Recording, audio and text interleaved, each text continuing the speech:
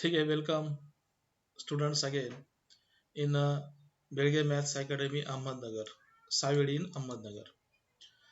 Dear student, in previous lecture we completed the exercise 4.1 in the chapter of determinants and matrices. In this lecture, we study about the next point, and that next point is the properties of the properties of the determinants. Properties of determinants. Now see this. There are the first and important property. First property. Property is that the value of determinant remains unchanged if its row turn into their columns and columns are turned into row. That means if we interchange the row and columns, for example, suppose we take this type of determinant. Suppose a determinant is there. Their elements are suppose 1, 2, minus 1, 3, 2, 0, 1, minus 1 and 2. These are the given determinants. And if we interchange the row and columns, then that determinants is changes like this. This first row is converted as the first column, that is 1, 2, minus 1. Then second row as converted into second column, that is 3, 2 and 0. And this third row is converted into third column, that is 1, minus 1 and 2. Okay. Then the value of this determinant and value of these determinants are same. Okay, are same. That's why we say that the if we interchange the value of if we interchange the row and columns, then value of the given determinants remains unchanged. Now second property, the property is that if we interchange the any row or columns, then value of that determinants changes its sign.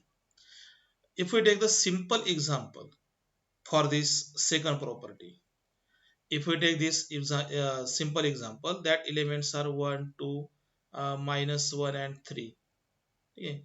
Then if we solving this determinant, then we get 3 multiply 1 3 minus 1 multiply to minus 2, that becomes plus 2. So answer of this determinant is 5. But if we interchange the row or column, means minus 1 and 3 are transfer into first row, and first row is transfer into second row. Interchange this row first and second row. Now we calculate this. Minus 1 multiply to minus 2 and minus 1 multiply 3 minus 3. 1 multiply 3 plus 3. Plus 3 becomes minus 3. Again answer is minus 5. Simple. जर दिलेल्या determinants मधून तुम्ही कोणताही रो किंवा column जर interchange केला तर त्याच्या साइन मध्ये बदल होतात. म्हणजे पॉझिटिव्ह आन्सर असेल तर ते निगेटिव्ह मिळेल आणि निगेटिव्ह असेल तर पॉझिटिव्ह मिळेल. Number 3 property. This property is very important.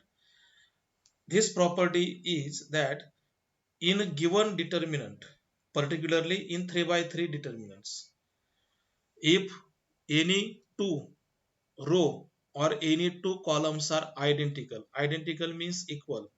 जर दिलेल्या प्रॉपर्टीज मध्ये, दिलेल्या डिटर्मिनंट्स मध्ये जर दोन रो किंवा कॉलम्स जर इक्वल असतील, तर आपल्याला त्या डिटर्मिनंटचं आन्सर किती मिळतं, नेहमी 0. हे लक्षात ठेवायचं. याच्यावरती आपल्याला बरेचसे एक्झाम्पल आहेत. ठीक आहे. एनी रो और columns are identical. Number 4, if each element of the row or column of determinant is multiplied by the constant k, then the value of k, the value of the new determinant is k times of the value of determinants. ठीक आहे. म्हणजे थोडक्यात आपण जर एखाद्या डिटर्मिनंटला, समजा या ठिकाणी हे एक्झाम्पल आहे बी मध्ये, इथं जर तुम्ही एखाद्या डिटर्मिनंटला 2 ने मल्टिप्लाय केलं, तर याचं मिळणार जे आन्सर असेल ते का असेल 2 मल्टिप्लाय, म्हणजे दिलेल्या डिटर्मिनंटची व्हॅल्यू त्या कॉन्स्टंट नंबरच्या पटीमध्ये चेंज होऊ शकते. That is the property number 4. Then property number 5, if each element of the row or column is expressed as the sum of the two numbers, then determinant can be expressed as the sum of the two determinants. यामध्ये जर first row किंवा second row मध्ये जर आपलं असं relation दिलंय की first row मध्ये हे दोन नंबरचं ऍडिशन आहे, त्यामुळं आपण काय करू शकतो, हे दोन डिटर्मिनंट्स या पद्धतीने आपल्याला वेगवेगळे करता येतील. First element A1 B1 C1, second element x1 y1 and z1, so that is converted into their sum of their determinants. Then property number 6, if the constant multiple of all elements of any row is added to the corresponding elements of any other row, then the value of new determinant so obtained is same as that of the original determinants. It means if we converted any row or columns, then that will be multiplied by to each other.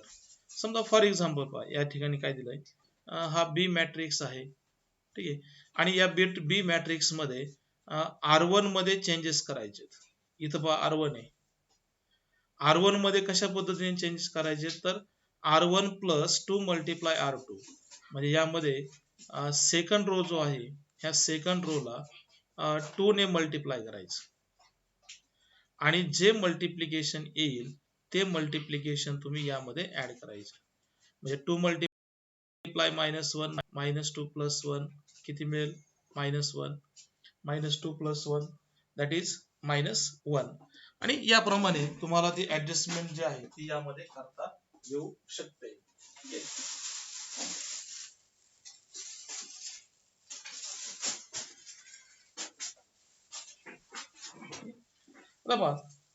Then 2 multiply to 4 आणि 4 plus 2 पाय, इथं पहा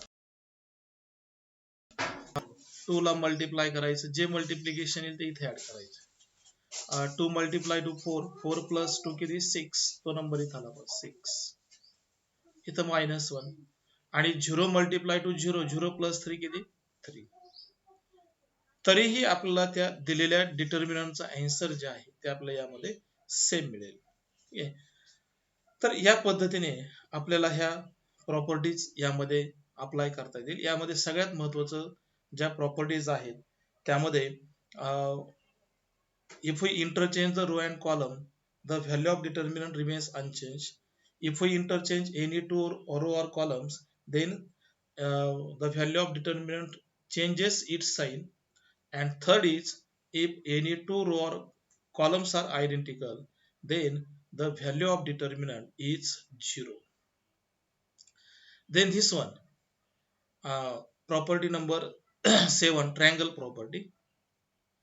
If the given determinant is upper triangular or lower triangular, then the value of this determinant easily we calculated the multiplication of these diagonal elements. म्हणजे अशा टाइपचे जर determinant असेल तर तुम्हाला यामध्ये ह्या डिटर्मिनंटचं जे सोल्युशन आहे किंवा जे एक्सपान्शन आहे ते सरळ सरळ कसं काढता येईल, तर डायगोनल पोझिशनला जे एलिमेंट आहे त्यांचं मल्टिप्लिकेशन, म्हणजे A1 B2 C3 दिलं, A1 B2 C3 याप्रमाणे A1 B2 आणि C3. तर या पद्धतीने आपल्या ह्या 7 प्रॉपर्टीज ह्या आपला एक्सरसाइज 4.2 जे आहे त्यामध्ये आपल्याला इझिली अप्लाय करता येऊ शकतात. ठीक, चला तर मुलांना आपण पुढचे जे एक्सरसाइज आहे त्या एक्सरसाइज कडे त्यामधले जे एक्झाम्पल आहेत ते आपल्याला यामध्ये सॉल्व करता येतील. पहा एक्सरसाइज 4.2, एक्सरसाइज 4.2 पारे. This exercise 4.2 question first is, without expanding the evaluate the following. Without expanding Okay, without expanding. So first example, and that determinants are, determinant is 1 a b plus c, second row is 1 b, then c plus a, third one is the 1 c and a plus b. Okay. Now to calculate the value of these determinants, okay? To calculate the value of these determinants, now see this. ठीक आहे, पुन्हा एकदा तुमचं सर्वांचं स्वागत. तर आपण हे example पाहतोय, 1 a b plus c. Question is without expanding, म्हणजे याला डिटर्मिनंट जसे आपण पाठीमागच्या एक्झरसाइज मध्ये सोडवलेत त्याप्रमाणे हे सोडवायचं नाही. आपल्याला काही ऍप्लिकेशन अप्लाय करायचे आणि त्यानंतर आपल्याला याचा आन्सर मिळवायचं, म्हणजे थोडक्यात प्रॉपर्टी नुसार हे एक्झाम्पल सॉल्व करायचं. Now see this. In this example, if we observe this second column, this one, second column and third column, if we add these two column, then that addition is equal. So first application is becomes, we are change maybe in third column or maybe in second column. C2 changes. How can changes it? That will be C2 plus C3. इसका मतलब क्या है कि आप C3 में जो elements है सब कुछ वो अपने बाजू का जो कॉलम्स है उसमें ऐड करो. तो इससे होगा क्या, तो सेकंड कॉलम में चेंजेस हो जाएंगे. कैसे हो जाएंगे? फर्स्ट कॉलम आपको ऐसे ही लिखना है क्योंकि इसमें हम कोई बदलाव नहीं कर रहे. सेकंड कॉलम में जरूर आपको इसकी एडिशन करनी है, तीनों की, ए प्लस बी प्लस सी, ये सीधी इसकी एडिशन हो जाएगी. बाद में बी प्लस सी मतलब इसको भी आप ऐसे लिख सकते हैं, ए प्लस बी प्लस सी. बाद में फिर से ए प्लस बी प्लस सी, और थर्ड कॉलम जो है B plus C plus A और ए प्लस बी. इसी तरह आपको थर्ड कॉलम को फिक्स रखना है, उससे आपको कोई चेंजेस नहीं करने हैं, सिर्फ सेकंड कॉलम में आपको चेंजेस करने हैं. अभी आपके पास एक और प्रॉपर्टी है, जैसे कि आप डिटर्मिनेंट के किसी भी कॉलम और किसी भी रो को किसी भी नंबर से, कांस्टेंट नंबर से आप मल्टीप्लाई भी कर सकते और उस नंबर को कॉलम डिटर्मिनेंट से बाहर भी ले सकते. तो इसका मतलब आप यहां से सेकंड रो में से आप ए प्लस बी प्लस सी को कॉलम लें, कॉमन लेंगे, तो इससे इस टाइप का डिटर्मिनेंट बन जाएगा, 1 1 और 1. Third column B plus C plus A और ए प्लस बी, इस टाइप का. ठीक है. Now see this. Now A plus B plus C, और इसका आंसर हमें कितना मिलेगा अभी? 0. क्यों?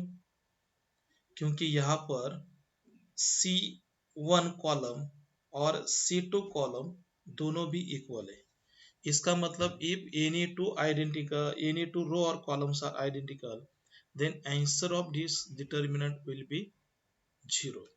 So 0 multiply any function, that answer is 0. So value of this determinant is 0. So it is the first solution of this example. Okay? First solution of this example. Okay? Now second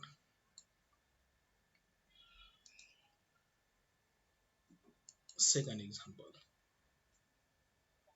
See this second example. First example is completed. Now second example, and easily we are to solve this second example here.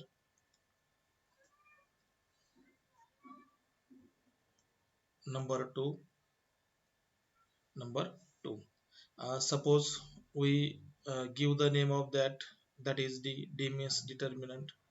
Elements are 2, 3 and 4, 5, 6 and 8, 6x, 9x and 12x. These are the given elements. Now we observe this determinant and show that it is any two row or columns are identical. रो और columns, जहां पर 3 रो और 3 columns है, इसमें से आपको कौन से भी 2 रो और कॉलम को इक्वल करना है। बस इसके लिए आप उसमें ऐड कर सकते हैं, सब्ट्रैक्शन भी कर सकते हैं दोनों कॉलम और दोनों रो में, या फिर किसी रो और कॉलम को किसी कांस्टेंट नंबर से मल्टीप्लाई करके भी उसको चेंजेस कर सकते हैं। लेकिन यहाँ पर अगर आपने पूरी तरह से ऑब्जर्व किया तो आपके ध्यान में आएगा कि यहाँ पे अगर हम सेकंड थर्ड कॉलम जो है, थर्ड रो जो है, इसमें से अगर हमने 3x को कॉमन लिया तो क्या होता है। अभी देखिए, अगर हमने 3x कॉमन लिया, 3x कॉमन फ्रॉम कहां से, थर्ड रो से, R3 से, तो given determinants will be becomes first row fix, यहां से तो हमने कोई चेंजेस किए ही नहीं है। सेकंड रो भी fix, there is no change. In third row 6 upon 3x that is 2, 9x upon 3 that is 6 and 12x upon 3 that is 4। अभी यहाँ पे आप देखिएगा, यहाँ से ये थर्ड रो, ये वाला और ये वाला दोनों इक्वल है। इसका मतलब इस डिटर्मिनेंट का आंसर हमें कितना मिलने वाला है, 0। सो 3x multiplied by 0 because of answer is 0 because of R1 is identical to R3। इसका मतलब R1 and R3 are equal, that's why answer of this determinant will be 0। देखिए अभी इसी तरह से हम थर्ड को भी सॉल्व कर सकते हैं। थर्ड नंबर का जो एग्जांपल है उसी को भी हम इसी तरह से इसके अंदर लेके इसको भी हम सॉल्व कर सकते हैं। अभी देखिए पूरी तरह इसको, थर्ड नंबर को, ये वाला थर्ड, देखिए थर्ड नंबर का D stand for the determinants, 2, 7, 65, 3, 8 and 75, उसके बाद 5, 9 and 86 इक्वल टू। अब इसमें से आप ऑब्जर्व कीजिए कि आपको कैसे इसको अप्लाई करना है। ठीक है, अब किसी भी नंबर को मल्टीप्लाई, किसी भी रो और कॉलम को मल्टीप्लाई करके आप इसको सॉल्व कर सकते हैं। ठीक है, अभी देखिए कैसे इसको हम चेंज कर सकते हैं। देखिए अभी 7 it is the second column and this one is the third column। अभी 7 को अगर हमने 9 से मल्टीप्लाई किया तो मल्टीप्लीकेशन कितना आता है, 63। जब आप 63 को 65 से सब्ट्रैक्ट करते हो तो आपका आंसर कितना मिलता है, 2। तो मतलब आपको यहाँ पे क्या करना है, तो सेकंड कॉलम को 9 से मल्टीप्लाई करना है और जो भी मल्टीप्लीकेशन आएगा वो आपको C3 मतलब थर्ड कॉलम में से आपको इसे सब्ट्रैक्ट करना है। मतलब आपको चेंजेस कहाँ पे करने, थर्ड कॉलम में। इसी हिसाब से आप एप्लीकेशन को सिलेक्ट कर सकते हैं। इसको थोड़ी प्रैक्टिस लगती है आपको, ये नंबर ऑब्जर्व करने में या आपको मल्टीप्लिकेशन करने में थोड़ी सी दिक्कत आ सकती है शुरू में। जब आप उसमें अच्छी तरह से प्रैक्टिस करोगे तो ये बहुत ही आसान हो जाएगा, बहुत ही आसान हो जाएगा। अब देखिए यहाँ पे हमने क्या किया कि आपको जो हाईएस्ट नंबर है उसको रिड्यूसेस करना है, तब जाके हम किसी भी नंबर को सब्ट्रैक्ट नहीं कर सकते। इसका मतलब आप करस्पॉन्डिंग में जो दो कॉलम है, या तो C1 है या तो C2 है, इसमें C1 को हर एक एलिमेंट को आप किसी भी नंबर से मल्टीप्लाई करके C3 से नंबर में सब्ट्रैक्ट कर सकते हैं और ऐड कर सकते हैं।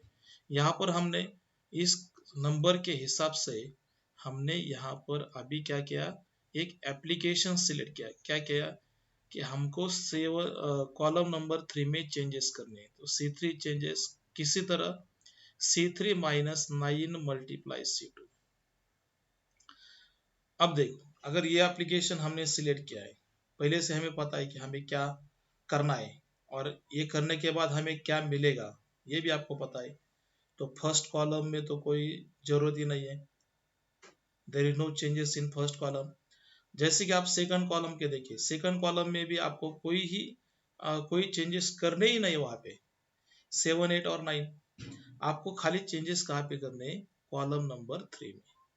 तो ये किसी तरह करने के, तो आपको करस्पॉन्डिंग जो एलिमेंट है उसको आप 9 से मल्टीप्लाई करो, जो भी मल्टीप्लीकेशन आया वो 65 में से सब्ट्रैक्ट करो, तो हमारा मल्टीप्लीकेशन कितना आता है, 2। तो यहाँ पे 2 आ गए। अभी नेक्स्ट नंबर कौन सा है, 8। 8 को आप 9 से मल्टीप्लाई करो, कितना आते हैं वो, 72। और 72 को आप 75 में से सब्ट्रैक्ट करो, 75 माइनस 72, कितना आएगा आपका आंसर, 3। चलो आगे, आगे का नंबर कितना है, 9 है। 9 multiply 9, 81। 86 minus 81, that answer is 5। देखिए अभी इसी तरह ये अगला डिटरमिनेंट तैयार हो गया। अभी यहाँ पे अगर हम फर्स्ट कॉलम और थर्ड कॉलम को देखेंगे तो ये सब नंबर सेम है, इसका मतलब इसका आंसर कितना है, 0। रीजन क्या लिखने का है, C1 equi identical to the C3. So that's why we get the required solution. Okay? So easily we are to solving this determinant. जबकि आपको इसमें थोड़ी सी प्रैक्टिस तो लगनी है, प्रैक्टिस के बिना तो आप कोई भी सॉल्व नहीं कर सकते। ठीक है, तो इसी लेक्चर में हम यहाँ पे रुक जाते हैं, और अगले लेक्चर में हम इसके आगे के जो सारे क्वेश्चन है वो सारे क्वेश्चन हम इसके अंदर हम सॉल्व करेंगे। तो आप जब अगला वीडियो लेक्चर देखेंगे तब आप क्या करो, पहले प्रॉपर्टी को ठीक से पढ़ो, उसको समझ लो, और बाद में आप हमारा वीडियो देख लो। ठीक है, अगर आपको अच्छा लगता है तो आप अपने जो फ्रेंड है उनको भी इसको शेयर करो, और तब हम फिर से अगले वीडियो में मिलते हैं। तब तक टेक केयर, बाय बाय।